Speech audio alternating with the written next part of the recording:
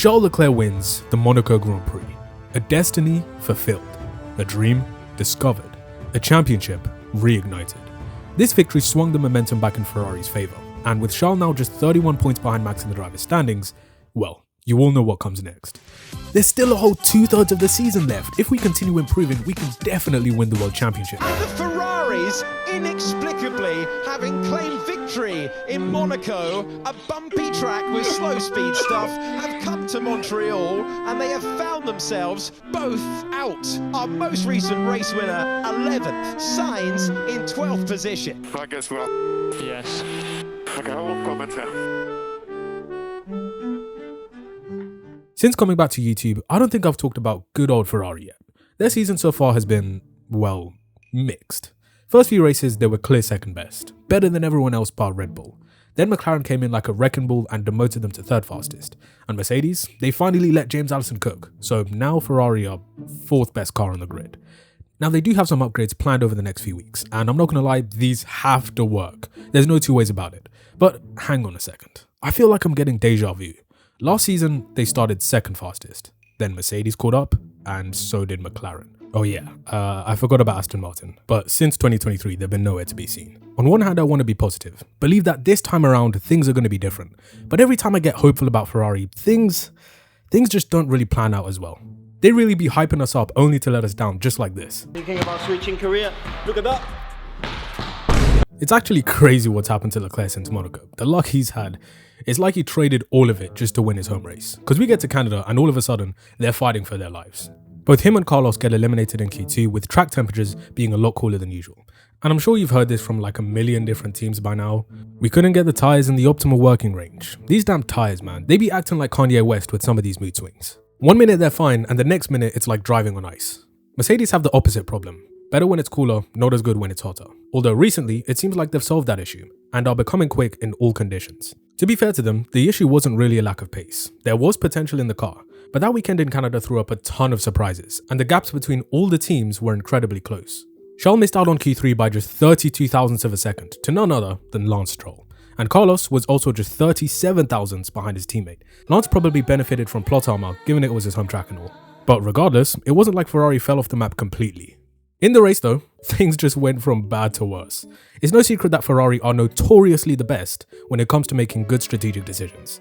But during this race in particular, the things they were pulling off, it's actually like they had darkest man on the pit wall, bruh.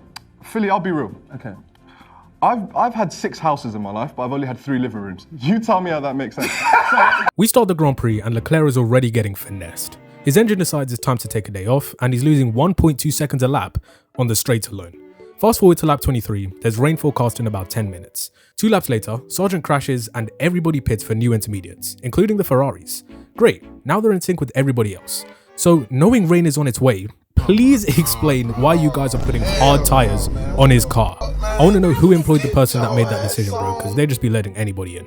And for those of you who are new to this channel, let me preface by saying Leclerc is my guy. Back in 2020, when I first started YouTube, he really shared one of my videos, and I cannot lie, from that moment, I became a fan for life. He was a real one for that. So for me, everything that unfolded during that race was harder to watch than American politics. Anyways, they Control-Alt-Delete in the pit lane, and it seems to have fixed the engine issue, but it doesn't matter. He's driving with dry tyres on a wet track. What made it worse as well is Crofty's constant gaslighting when he started yapping about Canada 2011. Hey guys, remember how Jenson Button was last and went on to win? You never know, Charles could do the same. Shut up. These aren't even close to the same situation. Literally 1 second later, Leclerc pit for intermediates. And I appreciate Brundle's honesty, because he straight up just shut Crofty down by saying, now he'll be even more last. Meanwhile, Sainz is busy losing his front wing, which only compounds the Ferrari struggle. They put Charles out of his misery by retiring the car on lap 43, and to top it all off, Carlos decided to troll his future teammate by taking him out of the race and celebrating with some donuts on the grass. But, on the bright side, they did have some upgrades coming for Spain. Plus, their pace wasn't actually that bad. Through the corners, they were one of the best, and without the engine issue, Leclerc could have finished in the top 5. I feel like I use the word could, would, or should a lot when talking about Ferrari, man. Also note that those upgrades brought in Spain were actually fast-tracked because they were eager to catch up to Red Bull and McLaren. And what happened? They started porpoising. Vigorously. Yep, you all thought it was a thing of the past, but nah.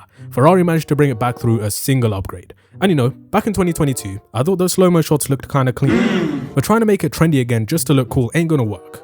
Ferrari are like those friends who play a song that nobody's heard in like a decade thinking they can bring it back. Cause who's still listening to Harlem Shake in 2024? Okay, moving on. Anyways, on a more serious note, Ferrari's upgrade in Spain was a significant one. Theoretically, they'd have a lot of performance if they could completely get rid of the bouncing, but that's much easier said than done. They ran some experiments in Silverstone to try and get to the bottom of the issue. Leclerc ran the new spec and Sainz the older one. And if you look at the side-by-side comparison between Charles and Max in FP2, you can clearly see that the Ferrari is jumping like a kangaroo. After the session though, all they really said was, the experiments were very useful to help us take the right steps going forward. Typical PR answer, but I guess they don't reveal their secrets. I mean, not like anyone would copy them anyway. But interestingly, the bouncing wasn't caused by the upgrades put on the car, rather they exacerbated the issue, or in other words, just made it worse. Porpoising is something they'd been suffering with since the beginning of the year, according to Sainz. It just became worse as the new parts were added. September will be the most important month of the year for Ferrari, since they've got some floor updates coming to combat the porpoising. They're also going through a technical restructure, and I don't know why, but I just trust Fred. It's more of a gut feeling more than anything else, but whatever he's got cooking up, it's got me moving like Drake, type of guy to float when he smells pie. Coming back to the bouncing issue though, this is really a testament to how difficult it's become for teams to add performance without inducing any negative side effects. Now earlier in the year, Ferrari brought some upgrades to their home race in Imola, and these upgrades were pretty hyped up by the media, maybe in an attempt to try and gas up the fight up front, but in reality, these upgrades were smaller than people thought. In the words of Carlos Sainz, but why? And then when it comes to the upgrades brought to Spain, to me, it seems like they got a bit greedy. This is a lesson on why you shouldn't rush things, because if it doesn't work, you end up having to revert back to what you previously had. And this is exactly what they were forced to do in Silverstone. And if you thought what happened to Leclerc in Canada was bad, it's about to get a whole lot worse. So, pay close attention. It's lap 18 and rain is starting to fall. Everyone is talking to their race engineers about whether it's the right time to fit the intermediates. We get to lap 20 and Charles decides it's time. But little did he know, this was a pump fake by the British weather, because it stopped raining literally the same lap he came in. And I'm sat there like, man, talk about bad timing. But wait, rewind for a second back to lap 18. Let's look at the team radio between the Ferrari drivers and their race engineers. And this is where Charles gets stuffed, because as you'll see later, he gets fed different information to his teammate. At the start of lap 18, Sainz's race engineer says the rain will last another 2 to 3 laps. Meanwhile, Leclerc is told it's going to be another 3 to 4 laps. And I know that doesn't sound like a big difference, but picture yourself in their position. You're already struggling for grip, sliding around and barely can keep the car on track. 2 to 3 laps is going to sound way more manageable than 3 to 4. Then, Leclerc gets told lap times are still for slicks while he's going around Luffield. He makes his way around to Stowe and asks how long the rain will last. And his race engineer says, another 10 minutes. And to put this into perspective for you guys, at this point in the race, these guys are doing around 135 to 140 minute lap times maximum. So to say 10 minutes would mean his race engineer estimated the rain would last another 6 laps. How did we go from a maximum of 4 to 6? Charles is probably asking himself if he can last that long, and he's like, boy.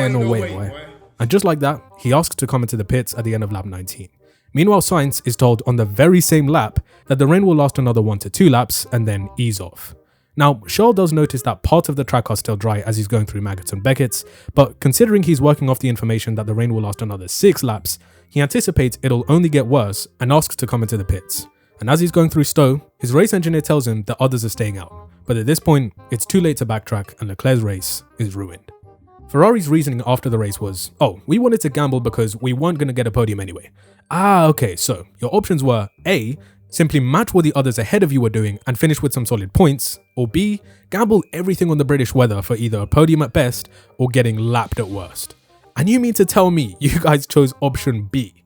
Wait till F1 goes to Vegas, man. I guarantee one of the Ferrari employees will either go bankrupt or get filthy rich based on how much they love gambling. This really felt like Charles' last straw too. You could literally see this man progressively turning into a villain. Because not only does he get screwed in Canada, he takes his frustration out on Norris in Spain during practice, taking inspiration from 2017 Vettel.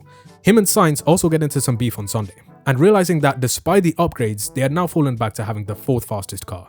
Then Austria, which I haven't even talked about, his race is over by turn 1 where he loses his front wing, and what makes it even worse is that his pace was similar to both Norris and Verstappen. Then Silverstone was another strategic masterclass. This guy, man, I could make an entire 30-minute video on how he keeps getting cooked by his own team. Now I will say, Hungary was better. Charles and Carlos finished 4th and 6th respectively. But considering this was a track that was supposed to play to their strengths, they would have expected a little bit more. In Belgium, Leclerc was hard carrying. That qualifying lap was phenomenal. And in the race, he achieved the maximum possible result. Carlos ran a solid race as well, finishing 6th. When you think back to how great Ferrari were at the start of 2024, this dip in form feels all too familiar. Whatever normally happens with their in-season technical development, it just never really works out for them. Mercedes are a team that traditionally have been very good at developing their car as the season progresses. On the other hand, while Ferrari do tend to find performance gains more often than not, the gains they make aren't as big as their competitors. In addition, especially in crucial moments, they've had upgrades straight up fail, and as a result, been forced to roll back to older specs. An example is 2018 in Singapore. They brought some upgrades that made the car worse, and then had to go back to an older spec in Austin. And what happened? They magically won the Grand Prix. This is in the middle of a championship battle, for crying out loud. This isn't the time to be getting things wrong. Looking ahead for the rest of the season, I think we'll get to that stage believing Ferrari are back. Zandvoort doesn't really suit their car too well, so I'm not really expecting too much out of this weekend. But if they can eke out the best possible result, I mean, that's all one can ask for. Then for Monza, Baku and Singapore, that's when I'll be watching them like a hawk. I will not take my eyes off them. That stretch of races is make or break. 1, because that's when the upgrades will be put on the car, and 2, Singapore and Baku are outlier circuits that play to their strengths. Also, Charles around Baku is straight up cash money. Yeah, ignore that one. But 2022, he put together one of the most complete laps of all time. That's what I'm talking about! 2023, masterclass weekend. Even in his rookie season, it was his 4th race, and this man finished 6th. In a Sauber. You man will say I'm glazing, but I'm just here to present the information. This guy is so clutch around that track, the others might as well not even bother showing up. If the Ferrari allows him. But just like every season when it comes to the Scuderia, that's a very big if. Can they break the cycle? Well, I want to believe they will. But anyway, let's just wait and see. Believe in Fred, trust the process, and long live Ferrari strategy. I hope you all enjoyed. Let me know how you think Ferrari will perform for the remainder of 2024 in the comment section below. Please like, share, and subscribe to the channel if you're new to get my latest videos in the future. And as always, I'll see you in the next one.